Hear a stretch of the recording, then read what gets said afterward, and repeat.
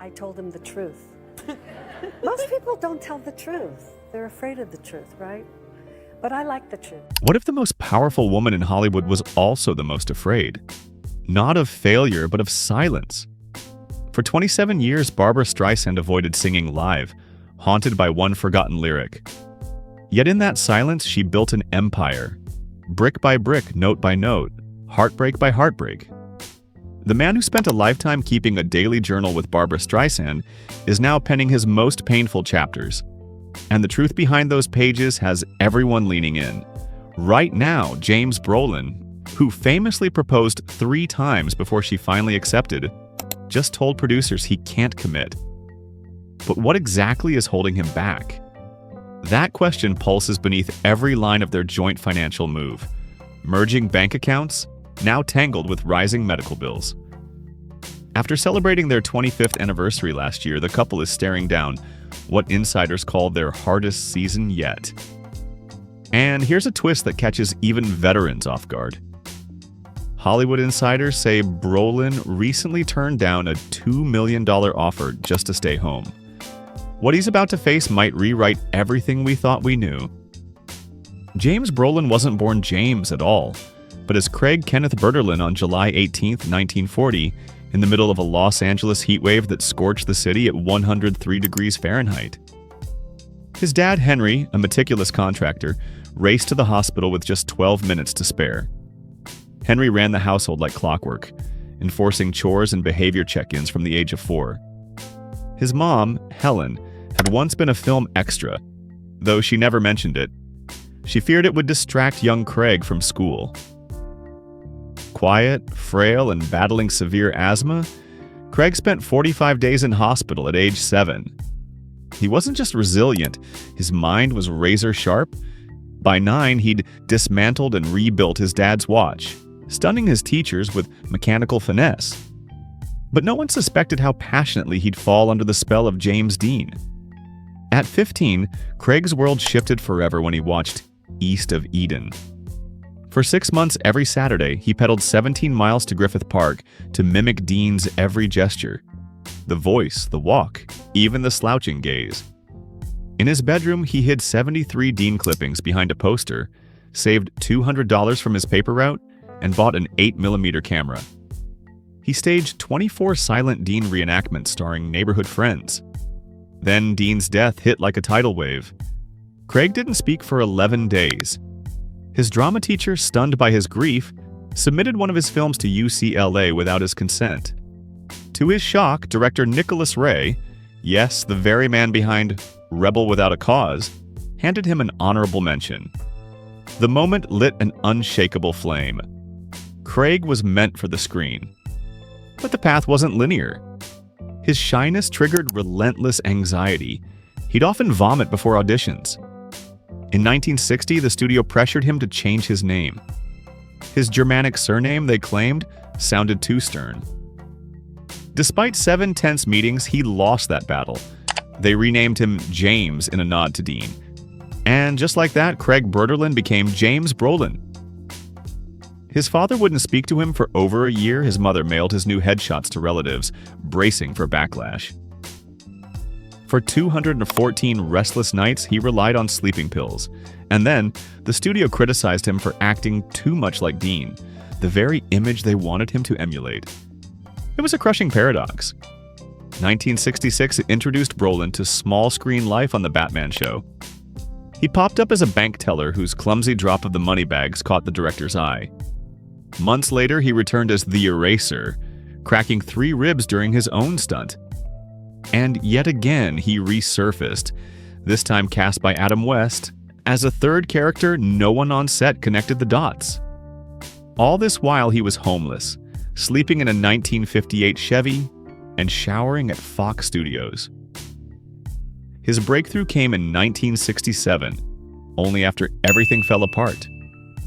That year he was cast in The Cape Town Affair, a film he warned would collapse. He fired off memos about the weak script and cultural missteps. No one listened. The movie flopped, and while visiting his mother in the hospital, Fox dropped him, demanding he repay $11,400 in salary. Suddenly broke, he spent 18 months off screens and working as a mechanic in Van Nuys. Nobody knew he'd once been a rising star, least of all the Universal exec who drove in for repairs, and was so impressed by his dedication that he offered him a screen test on a whim. That audition felt like fate. By 1969, he was Dr. Stephen Kiley on Marcus Welby, MD, the motorcycle-riding young doctor partnered with a seasoned veteran. The series exploded. Within 2 seasons, it became ABC's most-watched show. In 1970, Brolin won an Emmy, then followed it with 2 Golden Globes. The show tackled weighty topics, cancer, depression, Alzheimer's, and didn't shy away from cultural heat. One episode about homosexuality sparked protests, yet Brolin remained aligned with purposeful storytelling. That choice, rare at the time, is still praised today.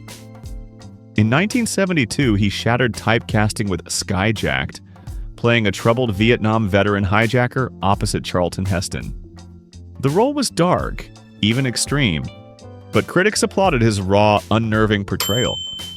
And then came Westworld in 1973, where his character John Blaine is dispatched halfway through in a twist that stunned viewers and cemented the film's cult status. Brolin brought emotional depth to science fiction that still shapes the genre. 1979 introduced another shift: horror. As George Lutz in The Amityville Horror, Brolin felt a chill during his first read of the script. He later said his trousers literally fell off their chair. The film grossed over $80 million, and his portrayal of a man fraying under pressure struck a chord in audiences navigating economic strain and family discord. On-set tension with co-star Margot Kidder only added to the intensity, but critics suggest it fueled those unforgettable performances. By the mid-'80s, he was flipping personas with ease. In 1985's Pee-wee's Big Adventure, he popped in as a suave, imaginary version of Pee-wee, an unexpected wink to the almost James Bond role he once chased. Meanwhile, he slid into Hotel as Peter McDermott, a polished San Francisco hotel manager. Over its 5-year run, he directed episodes, scored Golden Globe nods, and found personal renewal. He met guest star Jan Smithers amid a painful divorce chapter. At 7, her mother remarried. A half-sister arrived. Their new home felt colder. Her stepfather reportedly warned he'd break her spirit. By 16, Barbra made a startling decision. She left home. With no money, no plan, and only 3 outfits, 2 shoes, and 12 records in a taped suitcase, she drifted from couches to fire escapes. Yet she never skipped a school day, studying in diners and libraries between shifts that paid just 75 cents an hour. She lived on $17 a week, and twice a week she'd visit her mother for dinner, never revealing she was homeless. She wore the same coat for 3 years, patching and dyeing it herself using leftover costume supplies. By 1960, Barbra was working as an usher in a theater for $46 a week, silently watching The Sound of Music more than 100 times, learning every line, every melody. Before her shift, she'd sing alone in the empty theater. One night, a stage manager overheard her and assumed she was an understudy. She said she was auditioning, though she wasn't. In that moment, she sang for 3 casting directors who just happened to be passing. 2 days later, she was booked for a weekend nightclub show paying $18, double her usual wage. Then came the tiny apartment where everything changed. She and her friend recorded 3 songs on a battered reel-to-reel, Barbra standing exactly 27 inches from the mic, breath trembling. When they hit play, he dropped his coffee mug. Someone commented it sounded too polished. No teenager could sound like this. That raw demo would later be moved to the Library of Congress, a testament to its power. By September 1960, she was 18 and stepping into a nightclub wearing a thrift store dress that didn't match her earrings, after a month of rejection notices and being told she looked all wrong. Then she opened with Cry Me a River, followed by a playful, Who's Afraid of the Big Bad Wolf? And the room went silent, then erupted into applause that lasted minutes. The judges gave her perfect scores, unprecedented.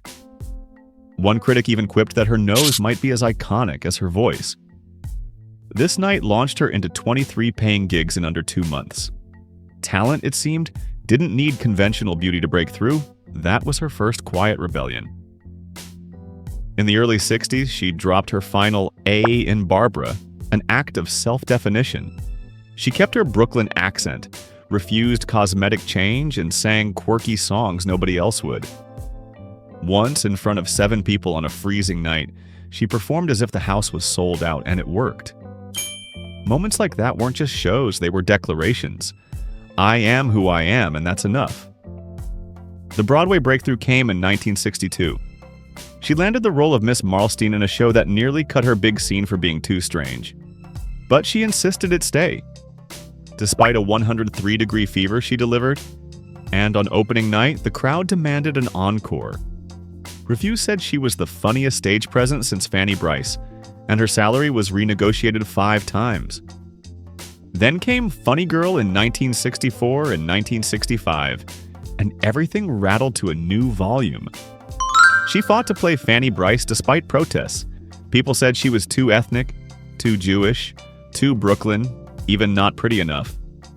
Investors pulled over $1 million, but she delivered 867 performances, only missing 2, even singing through pneumonia and a stage sprinkler mishap. That show became a global sensation, moving to London where tickets sold on the black market for £150. Critics initially resisted, then surrendered. That was Barbra at her fiercest.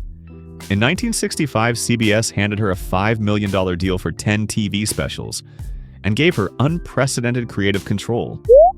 No commercials, no cuts. She opened in darkness, singing alone.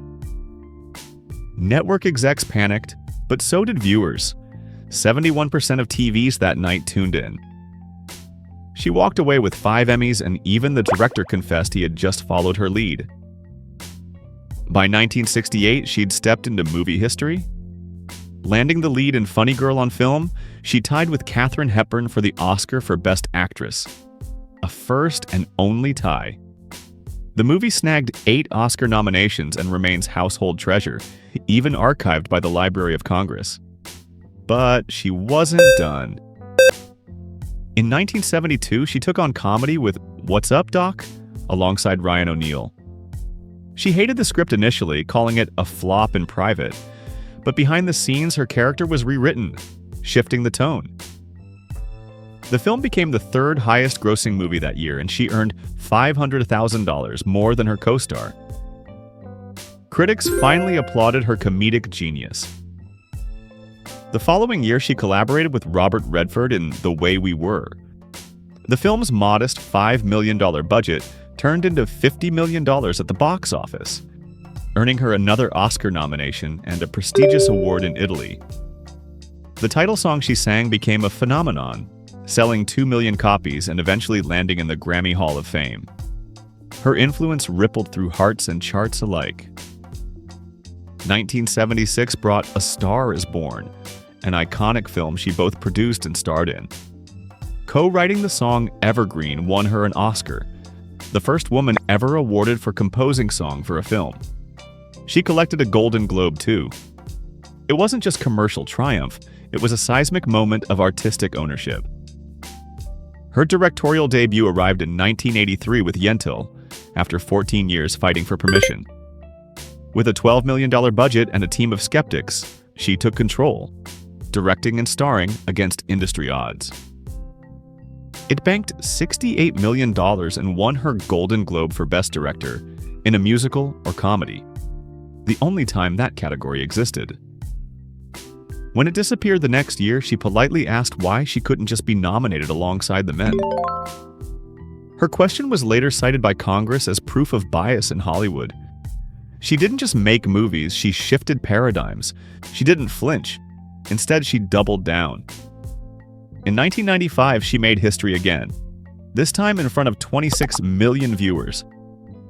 Her HBO concert special became a masterclass in live television direction, pulling together 125 crew members, 11 synchronized cameras, and over 220 camera setups. Behind the lens, however, she was grappling with demons of a different kind. Since forgetting lyrics during a 1967 concert, She'd been crippled by stage fright, avoiding live performances for nearly 3 decades.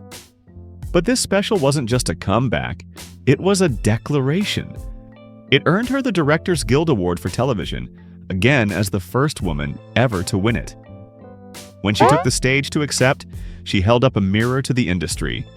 Less than 4% of television directing jobs had gone to women, and yet, here she was, breaking the rules and rewriting the script.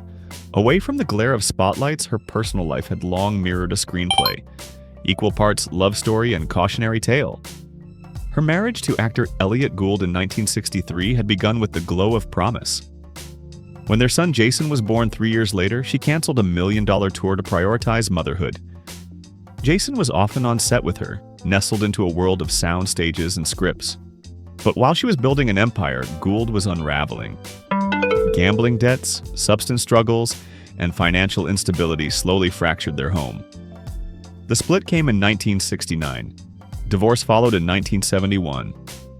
Then, in the summer of 1996, something utterly unexpected happened. She walked into a blind date, one she almost canceled, and met James Brolin. At 55, she was no longer looking for fairy tales. Neither was he. Brolin had just ended his second marriage and was drowning in $1.44 million in debt. They were supposed to meet someone else that night, both of them. Yet a last-minute pivot led them to each other. What followed was a 6-hour conversation, peppered with awkward moments, including her infamous quip, "Who messed up your hair?" A joke, she thought. But to Brolin, it struck a chord. His ex-wife had never commented on his appearance. And now, in just 30 seconds, a stranger had noticed everything. He almost walked out. Something in her eyes made him stay.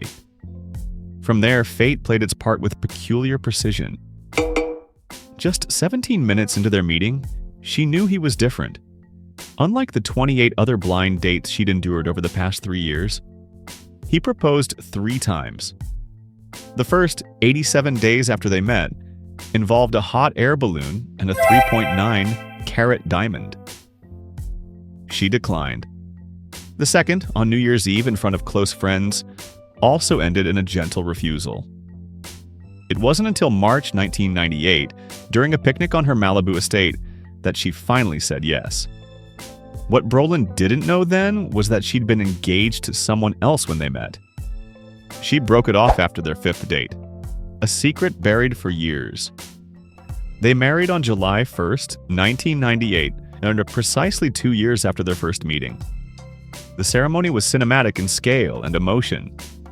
A $1.4 million affair cloaked in secrecy, with 37 guards, a no-fly zone, and NDA penalties of $250,000. 15,000 roses and orchids arrived from 4 countries.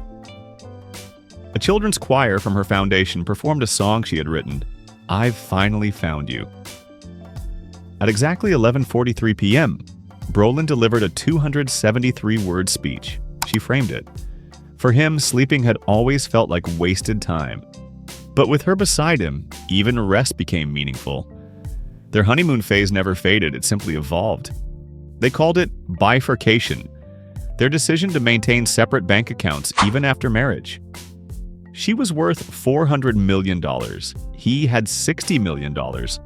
They shared only one joint account, used for household expenses. Every Tuesday, they split dinner bills. It was practical, but also symbolic. Respect, independence, balance. During lockdown, when many couples found themselves drifting apart, they grew closer, sleeping in the same room for 425 consecutive nights, turning their $35,000 Swedish mattress into their boardroom.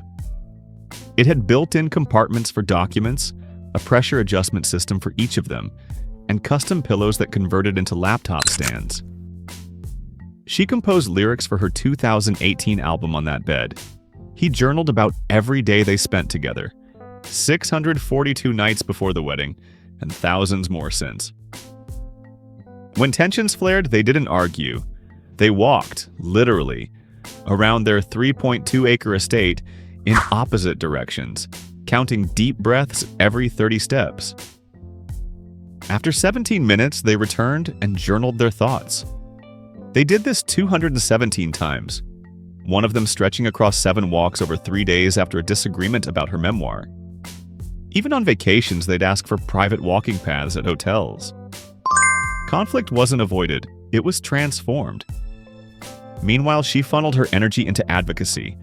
In 2014, she launched the Fight the Lady Killer campaign to raise awareness about heart disease, the leading cause of death among women. Shocked by the data, she helped fund a cardiac research center at Cedars-Sinai and gave a historic talk at the National Institutes of Health in 2018. Her efforts helped reduce the mortality rate in women from 1 in 3 to 1 in 4. Among Hollywood's elite, Barbra Streisand's financial gravity remains staggering. NANI?! Her car collection has included a bespoke Rolls-Royce Phantom and a Tesla Model S, chosen for environmental reasons.